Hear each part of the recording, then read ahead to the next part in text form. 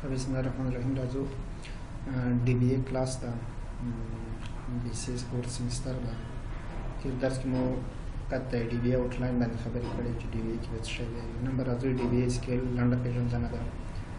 سکیل چې دا خپل سټرکچر کې لانګویج دی او ژبه ده چې د IBM کمپنۍ لخوا رامنځته شوې ده او مختلفو کمپنیو په RDBMS سیسټمونو کې چې دا انټیګریټډ ده یا استعمالېږي. د دې لنډ هغه داسې وایي تاریخچه دې شکل باندې وایي چې هسټري اف سکیل چې دا لومړي ځل باندې ډاکټر ایکوډ لخوا چې کوم ماډل جوړ شو ریلیشنل ماډل په دې کې وکارول شو. د دې نه مخکې دوه نور ماډلونه استعمالېدل.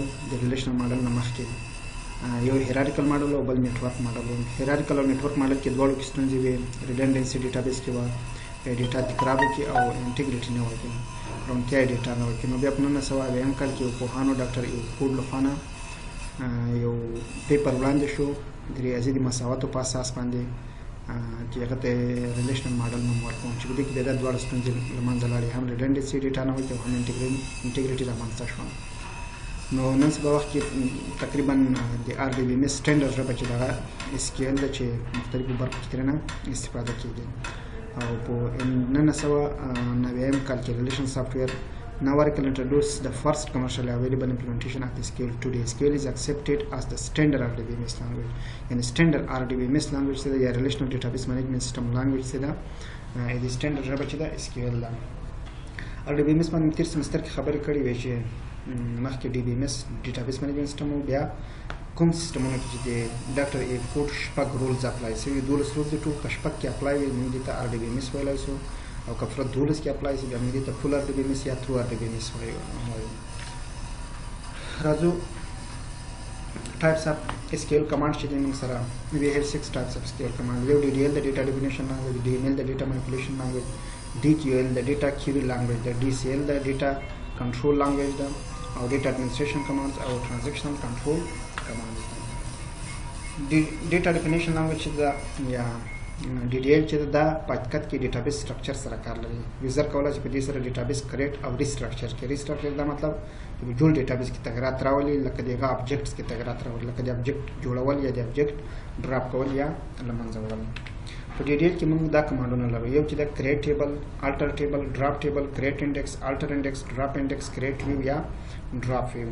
همدارنګه مثلا دا کمانډونه موږ کولای شو کنسټرنټ باندې اپلای کړو، لکه کریټ یا الټر یا ډراپ کنسټرنټ. کریټ ټیبل د ټیبل جوړولای شي، الټر ټیبل باندې ټیبل تغیر کولای شي، ټیبل ډراپ ټیبل د ټیبل ور باندې ډراپ کولای شي، ختمولای شي. همدارنګه د انډیکس جوړول، انډیکس تغیر کول او انډیکس ډراپ کول، همدارنګه د ویو جوړول او د ویو ډراپ کول چې دا په عملي ډول باندې ټول کمانډونه ان شاء الله راتلونکي درسونو کې وایو. بل چې د منیپولیټینګ ډیټا د یا DML د ډیټا منیپولیشن لانګویج سره د هم د SQL یو برخه ده. او موږ کولای شو چې د کې په ابجیکټ کې نه په ډیټا کې تغیر راولو. یا کلم چې وایي چې DDL چې د ډیټابیس سټرکچر سره کار لري، ډیټابیس سره کار لري، او DML چې د ډیټابیس د نن ابجیکټس کې ډیټا سره کار لري، لکه ډیټا انسرټ کول، نو ریکارډ انسرټ کول یا اپډیټ کول یا ډیلیټ کول.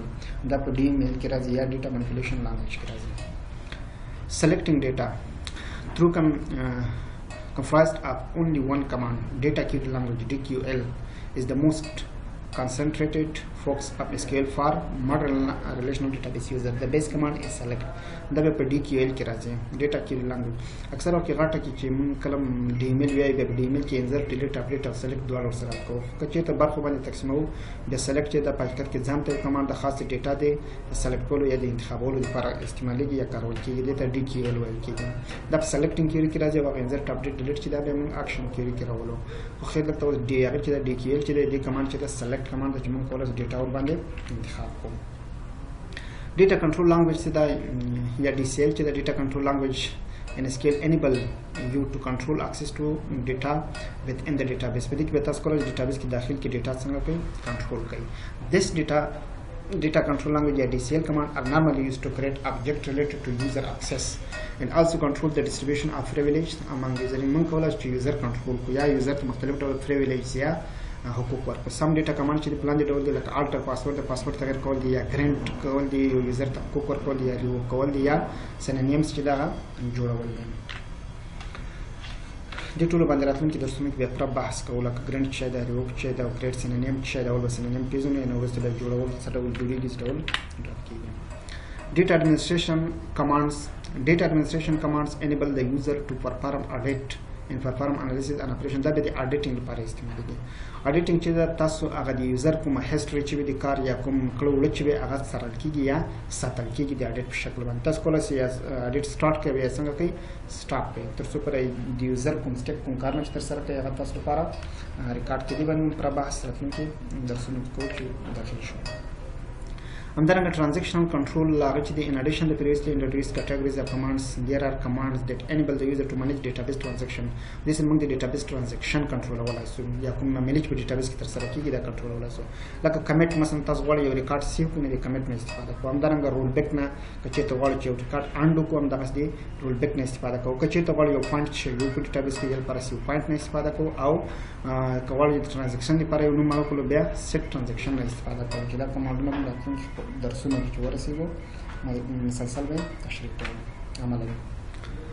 یوزر کمانډ چې دي ځینې اساسي کمانډونه دي چې موږ د یوزر لپاره کارو لکه select stack from all user کولای شو ټول یوزر وګورو او کولای شو یو نو یوزر راوړو لکه ټول یوزر کولای شو وی select stack from all users کولای شو نو یوزر په ډیټابیس کې جوړ کو create user ali identified by جان یعنی ali په نوم باندې یوزر جوړ کاو جان چې دا پاسورډ ورکړه.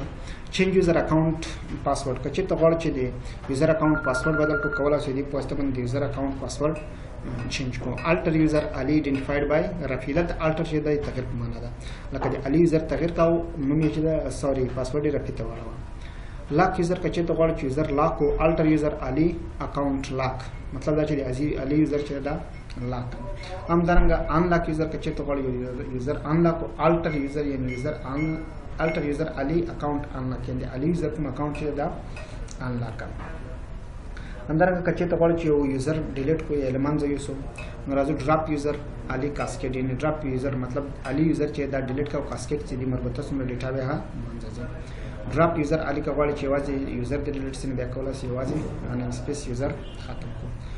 یوزر اکاؤنٹ پاسورډ ایکسپایر موږ غواړو چې هر کله چې یوزر داخلي کې هغه باید وخت باندې پاسورډ بدل کړي لکه نوې پاسورډ باید چینج کړي نو موږ ته الټر یعنی تغیر کا یوزر ali user پاسورډ ایکسپایر هم چې کله ورته اپلای کوم کله چې ali user داخلي کې الټر اتوماتیک ته وایي چې پاسورډ باید رینیو کړي نه نوې کې چینج کړي اپډیټ کړي.